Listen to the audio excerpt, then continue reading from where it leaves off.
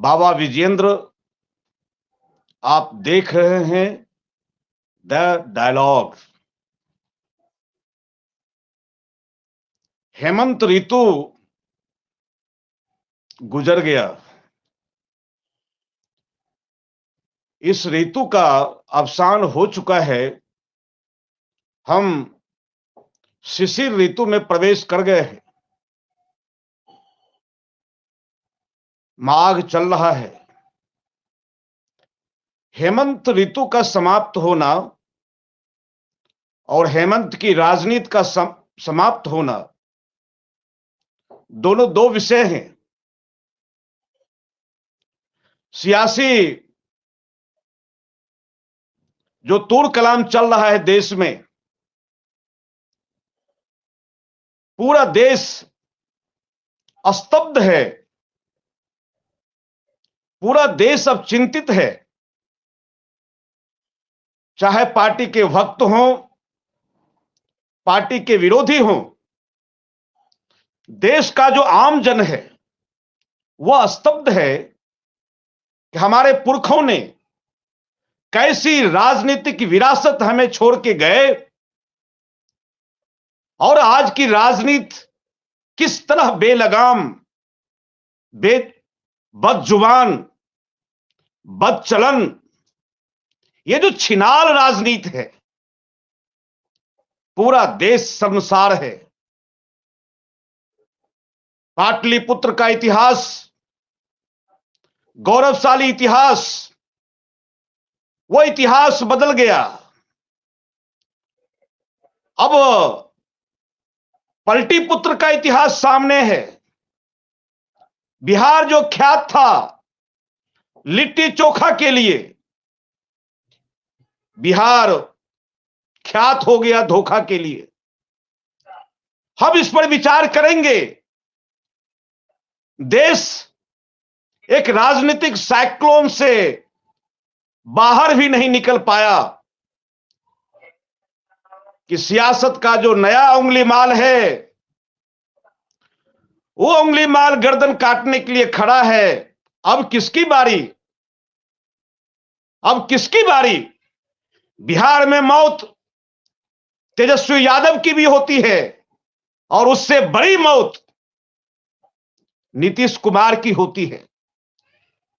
कहे तो थे ही कि हम मिट्टी में मिल जाएंगे। बिल्कुल, मैं उनकी ईमानदारी का सम्मान करता हूं। जो उन्होंने कहा कि मैं मिट्टी में मिल जाऊंगा, तो उन्होंने सही करके दिखाया कि देखो मैं कैसे मिट्टी में मिल जाता हूं। उनको लगा नीतीश कुमार जी को ऐसा कुछ करने से वाहवाही होगी, लोग पीठ थपथपाएंगे कि बेटा तुमने बहुत बढ़िया काम किया, तुम्हारे लिए कुर्सी मूल्यवान है, तुम्हारे लिए राजनीतिक चरित्र का कोई मूल्य नहीं है। 70-80 दशक के पहले चाहे वामपंथी नेता हो, चाहे जनसंघ के नेता हो, चाहे कांग्रेस के नेता हो, चाहे किसी भी दल के नेता हो, उन्होंने अपनी राजनीतिक मर्यादा का पालन किया। वैचारिक असहमतियां बहुत थी, लेकिन जो निजी चरित्र था, जो सार्वजनिक चरित्र था, सार्वजनिक चरित्र को राजनीति में बरकरार रखा। राजनीति को गंदा नहीं होने दिया, राजनीति को गाली नहीं बनने दिया। देश उस परिभाषा को पढ़ता, समझता, पूरा देश और इनका दिमाग झारखंड घुस गया। और झारखंड, मैं ये सोच रहा हूं अखिलेश भाई कि लगातार बिहार और झारखंड, हम तो दोनों को बिहार ही मानते हैं, जमीनी नेता जमीन के मामले में फंस गए। जिसको जमीनी नेता कहते हैं, या फिर कितनी जमीन की भूख है कि जमीन के नाम पर जॉब देंगे या जमीन हड़प लेंगे। अरे भैया, जमीन का नेता होना अलग विषय है और जमीन का नेता होते होते जमींदार हो जाना अलग विषय है। ये तमाम प्रकार की जो विसंगतियां हैं, विडंबना है, समाज का जो दोहरापन है, निश्चित रूप से झारखंड में जाकर के यह दोहरापन और उजागर हो जाता है। और भारतीय जनतंत्र के इतिहास में भारत की जो संसदीय यात्रा रही है, इस संसदीय यात्रा में यह एक अनोखी घटना घटी कि 1 फरवरी का जो झारखंड है, वहां किसी प्रकार का कोई शासन, किसी प्रकार की कोई सरकार 1 जनवरी भारतीय संसदीय इतिहास में वह एक कलंकित तिथि के रूप में साबित होगा कि जिस 24 घंटा तक सरकार नाम की कोई चीज रही नहीं, और आपके पक्ष की सरकार चट मंगनी पट ब्याह, उधर इस्तीफा इधर शपथ ग्रहण।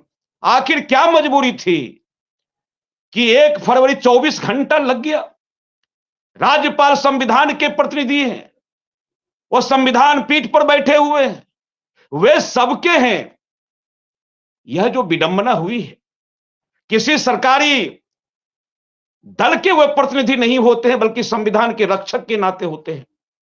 लेकिन झारखंड में जो संविधान की धज्जियां उड़ाई गई, जो कानून को अपनी मुट्ठी में करने की कोशिश हुई, और पूरे 24 घंटा तक अगर यह देश की स्थिति होती तो दुश्मन देश कब का इस देश पर चढ़ाई करते, यह देश गुलाम हो गया रहता। अगर ये इसी प्रकार का कॉन्स्टिट्यूशनल क्राइसिस अगर राष्ट्रीय स्तर पर होता तो कौन है गुनहगार इस विद्रूप राजनीतिक व्यवस्था का? आप किसी को भी। और जब मैं इधर देखा रिसोर्ट पॉलिटिक्स पर कि क्या लगता है, अखिलेश जी आप तो बात रखेंगे, झारखंड के जानकार हैं, झारखंड में लगातार आप रहे हैं, झारखंड की राजनीति पर आपकी पैनी निगाह रही है, लगातार कलम चलाते रहे झारखंड पर, वहां के जन जंगल जानवर उसके दावेदारी पर लगातार आप संघर्ष करते रहे। एक आंदोलन की कोख से निकली हुई विरासत जो कल बेजुबान थी, और आज वो सत्ता में आई है तो नाना प्रकार से आप कलंक लगा करके उस सत्ता को ध्वस्त करना चाहते हैं। ये तो तमाम प्रकार की बातें हैं। और अगर दोषी हैं, इसका कतई अर्थ नहीं है कि भाजपा को गाली दे करके हेमंत सोरेन के काले कारनामे को ढक दिया जाए, या फिर आग्रही होकर के इन्हीं को ना गाली दिया जाए। आखिर क्या हुआ झारखंड में और इसका क्या असर होगा? अब तो आज यह भी बात हुई, अरविंद केजरीवाल के घर के चारों तरफ गंभीर सुरक्षा की स्थिति पैदा हुई। तो जब मैं कहा कि इस सियासत के जंगल में जो अंगुली माल खड़े हैं, अब किसकी बारी हो तो गया झारखंड में भी, बिहार में भी, अब केजरीवाल की बारी कि ममता बहन की बारी, किसकी बारी होगी? मैं अखिलेश जी सीधे मैं आना चाहता हूं कि आप जो झारखंड का जो क्राइसिस हुआ है, ठीक है, और चंपई सोरेन जी मुख्यमंत्री पद का शपथ ले लिया उन्होंने, लेकिन किस हालात में लिया? जब आज मैं उनका इंटरव्यू देख रहा था, इतना भोला, इतना सहज, इतना डाउन ट्रोडन, इतना लगभग लग रहा था कि एक गली से निकला हुआ नेता किस प्रकार से झारखंड को नेतृत्व दे रहे हैं। जो कुछ हुआ है झारखंड में, क्या कहना है आपको और हमारे दर्शकों को? आप बताइए कि झारखंड की राजनीति का दूरगामी असर क्या होगा? क्या भारतीय जनता पार्टी की राजनीति पिट गई? क्या राष्ट्रपति शासन लगाने के जो तमाम मंसूबे थे वे ध्वस्त हो गए? क्या विधायक को तोड़ करके अपनी सरकार बनाने लेने की जो चाहत थी वो खत्म हो गई? आफ्टर ऑल ये छोटा भाई मोटा भाई जो दिल्ली में बैठे हुए हैं, इनकी क्या मंशा वास्तव में ध्वस्त हो गई, या फिर इनका भी कोई शिफ्टिंग है, या क्या षड्यंत्र है? अखिलेश भाई आप देखिए, ये जो है ना झारखंड में ये जो भी घटना घटी है, इसकी कथा तो समझिए कि 2-3 साल पहले ही लिखी गई थी। बीजेपी कभी नहीं चाह रही थी कि झारखंड में हेमंत की सरकार चले, और बीजेपी की चाहत हमेशा से ये रही कि समझिए कि या तो हेमंत सोरेन टूटकर उसके पक्ष में आ जाए और नहीं तो उसकी पार्टी छोड़ दें। एक दूसरी नजर भी उनकी थी, कांग्रेस पर भी थी। और पिछले साल आपको याद होगा कि 2023 के शुरुआत में ही एक बड़ा ऑपरेशन कलकत्ता के जरिए और असम के जरिए किया गया था। लेकिन अंत समय में जाकर वो समझिए कि वो लीक मामला हो गया और वो सफल नहीं हुआ। अभी जो मामला है, आपके जो 2-3 सवाल हैं, चंपई सोरेन बेसिकली बड़ी ग्रामीण आदमी है और जमीन से जुड़े आदमी है, और शिबू सोरेन परिवार के बहुत ही खास हैं वो। जी तो जो मीडिया द्वारा ये जो खबर फैलाई गई थी कि कल्पना सोरेन जो हेमंत सोरेन की पत्नी है, जी उनको सीएम बनाया जाएगा, ये समझिए कि बकवास, अब कंप्लीट एक झूठ कहानी रची गई थी। ये गोदी मीडिया द्वारा इसलिए खबर रची गई ताकि जेएमएम के भीतर ही विद्रोह हो जाए। लेकिन पहले चलिए ही। वो सफल नहीं हुआ वो, क्योंकि जी हेमंत सोरेन भी अब काफी माने समझदार हो गए हैं, और उनके पिताजी जो गुरुजी हैं जो शिबू सोरेन, वो भी अभी जिंदा है। इसलिए जेएमएम की राजनीति को अभी कोई हड़प नहीं सकता है। जो जी बीजेपी चाह रही थी वो हड़प नहीं सकती है। अब मजे की बात ये है कि हेमंत के साथ क्या होगा, ईडी के फेर में है, कोर्ट से उनको क्या राहत मिलती है, ये सब अलग विषय है, बाद की बात है। लेकिन झारखंड में अभी अगर ये मान लिया जाए कि चंपई सोरेन जी मुख्यमंत्री बन गए हैं और आज उनके साथ आलमगीर आलम और वो भोक्ता साहब 2 मंत्री और शपथ लिए हैं। जी ये दोनों के शपथ लेने के बाद भी मैं ये कह रहा हूं कि बीजेपी चुप नहीं बैठेगी, बीजेपी का ऑपरेशन जारी रहेगा। बीजेपी का ऑपरेशन इसलिए जारी रहेगा क्योंकि बीजेपी ये चाहती है कि लोकसभा चुनाव जी उसके हिसाब से हो। हालांकि लोकसभा झारखंड में लोकसभा की 14 सीटें हैं, उसमें जी 12 सीट अभी भी बीजेपी के पास है, जी लेकिन उनकी इच्छा है कि 14 से 14 सीट हम जीतें। सच्चाई ये है कि उनके जो 6 और 7 जो सांसद हैं, उनकी स्थिति बहुत खराब है वहां झारखंड में, और जी उनका रिपोर्टिंग कार्ड माने एक तरह से उनका जो कार्ड है, अचीवमेंट कार्ड, वो 0 पर चला गया है। जनता उनको देखना नहीं चाहती है और जनता के बीच में उनकी हालत बहुत ही खराब है। तो जी बीजेपी की स्थिति ये है कि बीजेपी किसी भी तरह से चाह रही कि बिहार, झारखंड में जो 54 सीटें हैं दोनों राज्य को मिलाकर, उसमें 50 सीट वो जीतने के चक्कर में है, 50 सीट। अच्छा, क्यों नहीं अखिलेश भाई, क्यों ना, अगर सरकार में है, राजनीतिक दल है, तो सब राजनीतिक दल चाहते हैं हम जीते, तो भारतीय जनता पार्टी अगर 54 सभी सीटें जीतना चाहती है तो क्या बुरा है इसमें? क्या दिक्कत हो रही है लोगों को? क्यों नहीं कोई जीतेगी? दिक्कत कोई दिक्कत नहीं है, किसी भी पार्टी को अधिक से अधिक सीट जीतने के लिए काम करना जी चाहिए। तो बीजेपी भारतीय जन या जी कांग्रेस हो या कोई भी पार्टी हो, अधिक जी सीट जीतने की कामना करना, सपना देखना, ये गुनाह तो है नहीं। जी लेकिन जी लेकिन खेल के लिए, खेल करके, जी ऑपरेशन करके, किसी को सता कर, किसी को पकड़ के कानून के में दबाकर, अपने सरकार का प्रेशर दिखाकर, ये तो ठीक नहीं है ना। लोकतंत्र है, संवैधानिक जी प्रक्रिया है, आप कोई भी काम करेंगे संविधान के तहत करेंगे। लेकिन देखा ये जा रहा है पिछले इधर कई वर्षों से, संविधान का नाम हम जपते हैं लेकिन संविधान को हर आदमी उसका माखौल ही उड़ाता है। मैं किसी एक पार्टी के बारे में नहीं बोलूंगा, इस खेल में तमाम पार्टियां शामिल है, और अभी जो बीजेपी की सरकार है उसकी खेल दिखाई पड़ रही है तो अभी। अब मैं कह रहा हूं तो अखिलेश भाई, मैं कह रहा हूं कि सारी मर्यादा की अपेक्षा केवल भाजपा से क्यों? क्या विपक्ष के पास मर्यादा पालन करने का कोई हुनर नहीं है? क्या विपक्ष को मर्यादा नहीं पालन करना चाहिए? सारी मर्यादा की बात भाजपा से और उदंडता जो है विपक्ष से। तो केवल सरकार में रहने के कारण से भारतीय जनता पार्टी को घेरते रहे, वह सारी सीटें हार जाए, आप जीत जाए, बहुत अच्छा। भैया, कोई हनुमान चालीसा पढ़ने के लिए तो मोदी जी है नहीं, केवल महावीर महावीर जपते रहे और एक भी सीट ना जीते तो कब तक रहेंगे दिल्ली में? तो हर पार्टी जीतने के लिए जुगाड़ करती है। जब जुगाड़ भाजपा कर रही है तो ये संविधान पर खतरा, तमाम खतरा विपक्ष करे तो ठीक है, सरकार जब कोई जीतने के लिए प्रयास करे तो बुरा है। क्या लगता है आपको, क्यों बार बार जो है भाजपा को घेरते हैं? नहीं नहीं, मैं भाजपा को घेर नहीं रहा हूं, मैं तो सारे दलों को घेरता हूं, क्योंकि भाजपा की अभी सरकार है तो उंगली उसी जी पर उठेगी ना। जी ये जो है ना, वो एक पक्षीय बात नहीं होनी चाहिए। अभी जी बीजेपी की सरकार है तो सवाल तो उसी पर होंगे।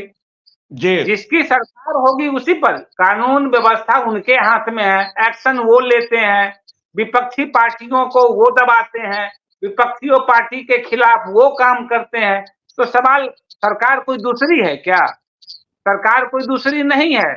अगर किसी राज्य में किसी दूसरी पार्टी की सरकार है और वह भी यही काम कर रही है तो उसको भी ग्रिल किया जाना चाहिए, उस पर भी सवाल उठने चाहिए, और सवाल जी उठता भी है। मैं जी ये कह रहा हूं कि बीजेपी की कहानी यहीं खत्म नहीं हो रही है कि हेमंत जी सोरेन को के हवाले कर दो, जेल भेज दो। नहीं, केजरीवाल भी जेल जाएंगे, और बहुत संभावना है राहुल गांधी भी जेल जा सकते हैं। अभी जी उत्तर प्रदेश अभी उत्तर प्रदेश तक उनको पहुंचने दीजिए। जी खेल बहुत है, देखिए कहानी क्या अच्छा है। जी बता, मैं पूछिए, अखिलेश भाई बताइए। कह रहा हूं जी, मैं पूछ रहा था कि यह जो खड़ाऊ मुख्यमंत्री का जो प्रचलन हुआ है, खड़ाऊ तो एक ही रघुवंशी ने ही खड़ाऊ को बचा के रखा कि भाई 14 वर्ष तक हम स्वयं सत्ता में नहीं रह करके भाई का खड़ाऊ रखेंगे। खड़ाऊ तो नीतीश कुमार ने भी जीतन राम को दिया था, और जैसे ही जीतन राम पद पर आए तो खड़ाऊ उठा के फेंक दिया, जा तुम बाहर जा। आपको नहीं लगता है झारखंड में कि सत्ता जो है ना, सत्ता का चरित्र एक होता है, उसका तासीर गजब का होता है। ये चंपई सोरेन भी जब मुख्यमंत्री पद पर गए हैं, रहेंगे, सत्ता का स्वाद चखेंगे, इनकी रंगीनियां इर्द गिर्द बिखरी मिलेंगी, तो गारंटी है कि हेमंत सोरेन के वापस आने के बाद झारखंड मुक्ति मोर्चा में बवाल नहीं होगा। हो सकता है, क्योंकि राजनीति में ये सब समझिए कि चंपई सोरेन या और कोई भी नेता कोई दूध का धुला हुआ है नहीं, और जी सब करोड़पति हैं, सारे लोग बहुत धन कमाए हुए हैं। वर्षों से ये लोग राजनीति करते हैं, वर्षों से सत्ता में हैं, अभी मंत्री जी भी थे वो गलत कहानी है। देखिए, जी बीजेपी, यहाँ पर हम बात कर रहे हैं कि जेएमएम के भीतर भी उनकी, जेएमएम की जो ये हेमंत सोरेन की जो भाभी है सीता सोरेन, उन्हीं के बारे में खबर आ रही है कि वो विद्रोह कर रही हैं। तो जी ये पार्टी के भीतर भी तमाम तरह की चीजें चलती रहती है।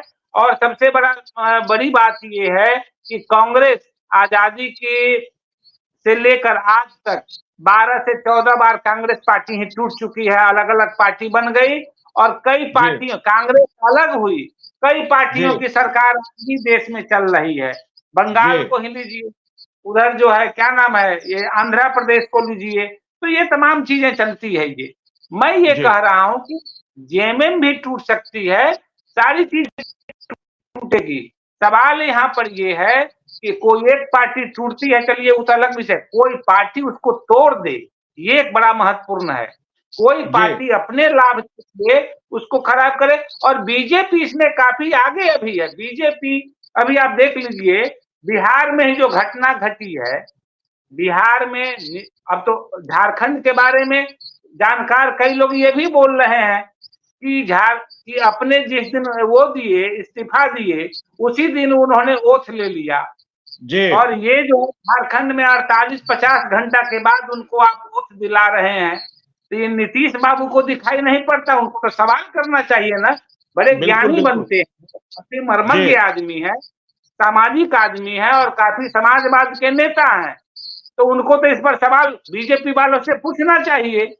अब कई लोग तो ये भी कहते हैं कि नीतीश बाबू भी यही चाह रहे थे कि ऐसा करो। जी अब सच्चाई क्या है मैं नहीं जानता, जी लेकिन वही नीतीश कुमार जब हेमंत सोरेन से मिलने रांची गए थे तो दोनों में खूब गलबहियां हुई थी, खूब प्रेमालाप हुआ था, क्योंकि उस समय इंडिया गठबंधन के भीतर सारे लोग थे।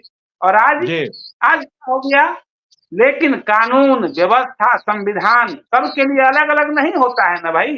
जी अब कानून और अखिलेश भाई संविधान। जी, एक और गंभीर सवाल है कि जो इस देश में नया दलित विमर्श है, उसमें उस विमर्श में यह है कि दलितों को घूस लेना चाहिए, राजकोष का अगर थोड़ा बेजा भी इस्तेमाल कर लें वह, तो उनको करते रहने देना चाहिए कि 5000 वर्षों से जो खाए पिए अघाए वर्गों ने भारत के जल जंगल जमीन जानवर पर दावेदारी की, पूरे देश को लूटा उन्होंने।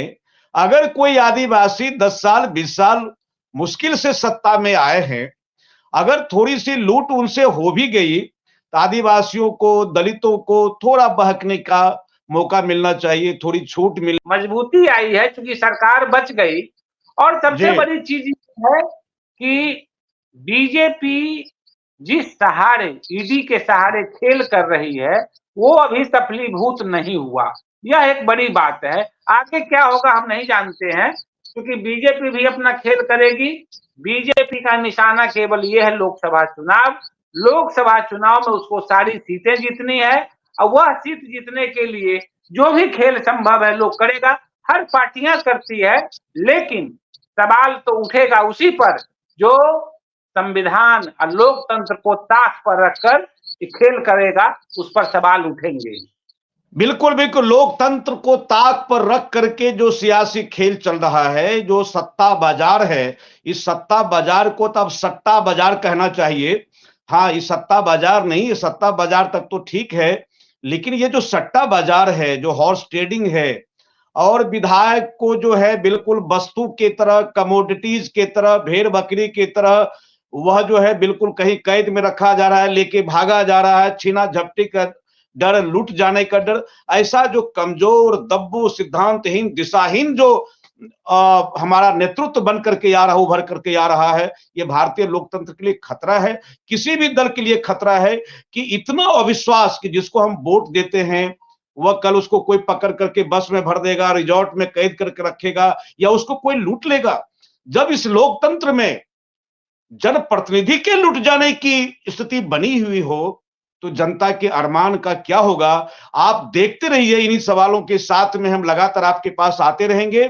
इस एपिसोड को हम यहीं समाप्त करते हैं। अखिलेश जी से फिर राजनीतिक सुचिता, राजनीतिक सरोकार और हम सरकार के तमाम प्रकार की जो है डायनेमिक्स पर, इस पर चर्चा करेंगे। आप हमारे साथ बने रहिए, हमारी बहस अच्छी लगती है। आप निश्चित रूप से हमें सब्सक्राइब करें और इस बहस को आप आगे अपने मित्रों के बीच में साझा करें। नमस्ते, जोहार।